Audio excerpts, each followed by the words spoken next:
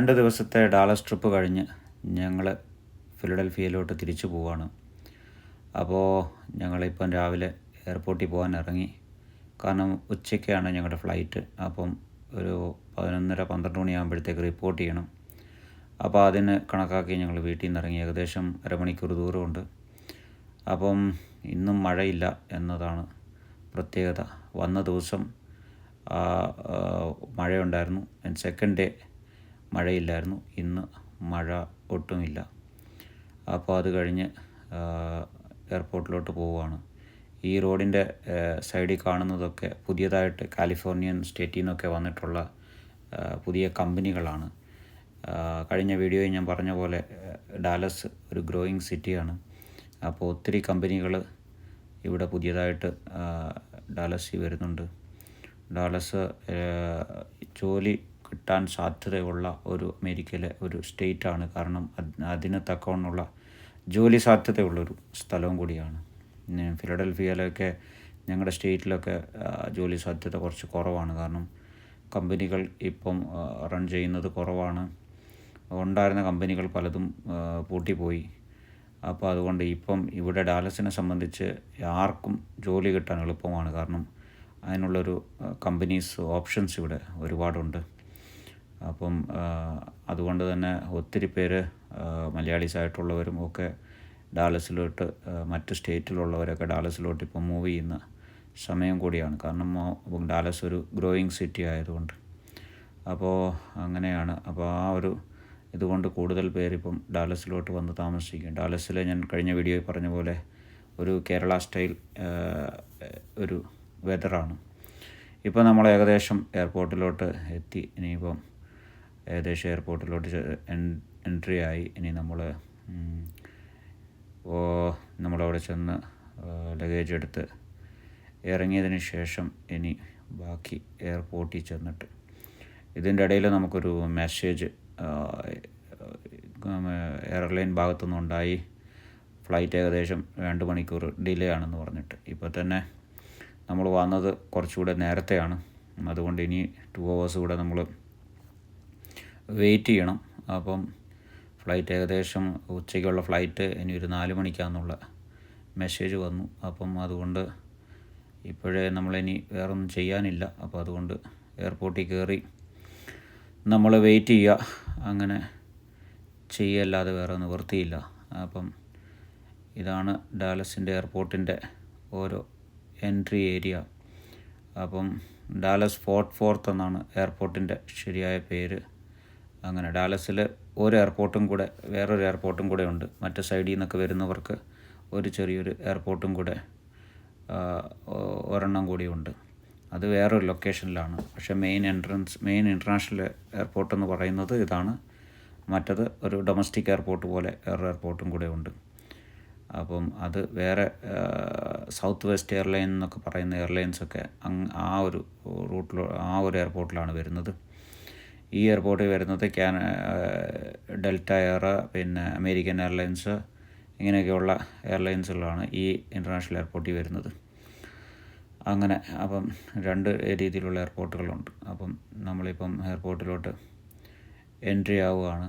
അതിനുശേഷം എയർപോർട്ടിനകത്ത് കയറി check in ചെയ്തതിന് ശേഷം ബാക്കി വിശേഷങ്ങൾ എയർപോർട്ടിനകത്തുനിന്ന്. ഏതായാലും 2 മണിക്കൂർ ഫ്ലൈറ്റ് ഡിലേ ഉണ്ട് എന്നാണ് പറഞ്ഞിരിക്കുന്നത്. അപ്പം ഇനി അവിടെ ചെന്ന് കഴിയുമ്പം ബാക്കി അറിയാൻ പറ്റത്തുള്ളൂ. അപ്പം ഇതാണ് എയർപോർട്ടിലോട്ടുള്ള ഈ പ്രാവശ്യത്തെ റിട്ടേൺ യാത്രയുടെ വിശേഷങ്ങൾ. വേറെ കുഴപ്പമില്ലാതിരുന്നാൽ മതിയെന്ന് പറഞ്ഞാൽ കഴിഞ്ഞ പ്രാവശ്യമൊക്കെ കുറേ മണിക്കൂറുകളായിരുന്നു ഡിലേ വന്നത്. ഇപ്രാവശ്യം അധികം ഡിലേ വരാതിരുന്നാൽ രക്ഷപ്പെട്ടു എന്ന് വേണം പറയാൻ. സാധാരണ വെതർ കണ്ടീഷൻ ബന്ധപ്പെട്ടാണ്. പക്ഷേ ഇന്നിവിടെ നല്ല വെതറാണ്. ഫിലഡൽഫിയയിലും അത്യാവശ്യം നല്ല വെതറാണ്.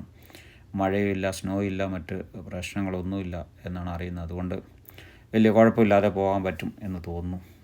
അങ്ങനെ ഇരിക്കുമ്പോഴാണ് നമ്മൾ എയർപോർട്ടിലോട്ട് എൻട്രി ആകുന്നത്. ഇനി അടുത്ത ഇതിനകത്തൊരു വലിയ ട്വിസ്റ്റുണ്ട്. ആ ട്വിസ്റ്റാണ് ഇനിയിപ്പം പറയാൻ പോകുന്നത്.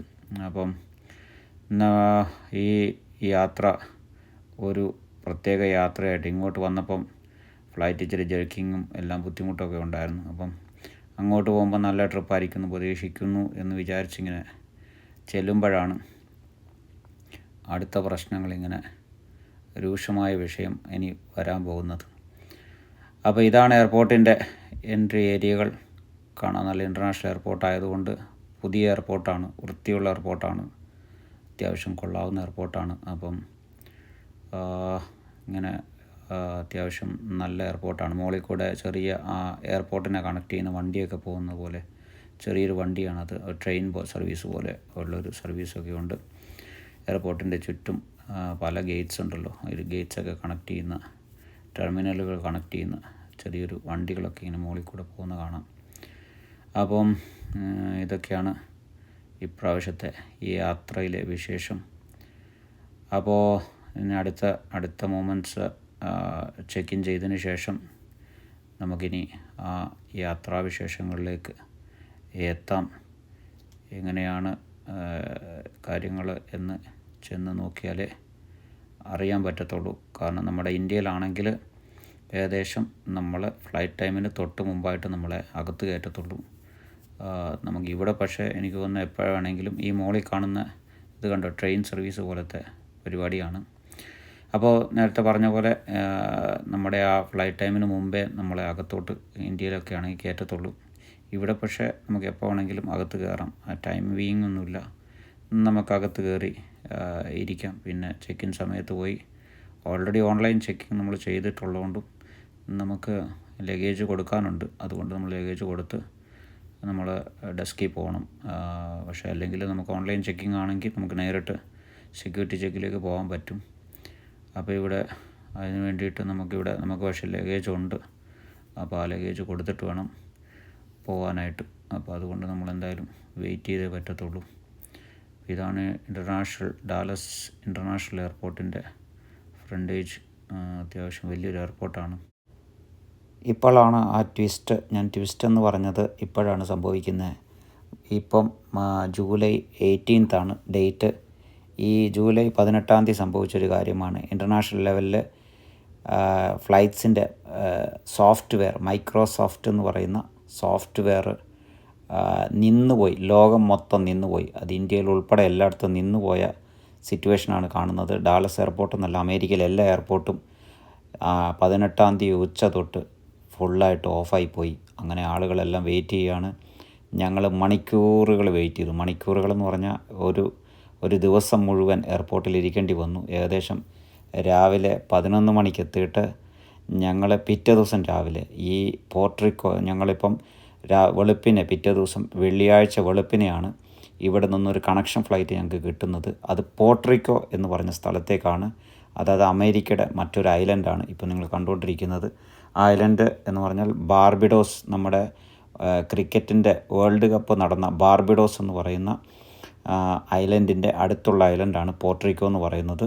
ഈ പോർട്രിക്കോയിലോട്ട് ഞങ്ങൾ വെള്ളിയാഴ്ച വെളുപ്പിനെ, അതായത് വ്യാഴാഴ്ച രാവിലെ വന്ന് ഞങ്ങൾ ആ ദിവസം മുഴുവൻ എയർപോർട്ടിൽ ഇരുന്നിട്ട് വെള്ളിയാഴ്ച വെളുപ്പിന് 3 മണിക്കാണ് ഞങ്ങളുടെ ഈ ഫ്ലൈറ്റ് ബാർബിഡോസ് റൂട്ടിലോട്ടുള്ള പോർട്രിക്കോ എന്ന് പറയുന്ന സ്ഥലത്തേക്കുള്ള ഈ ഫ്ലൈറ്റ് വന്നത്.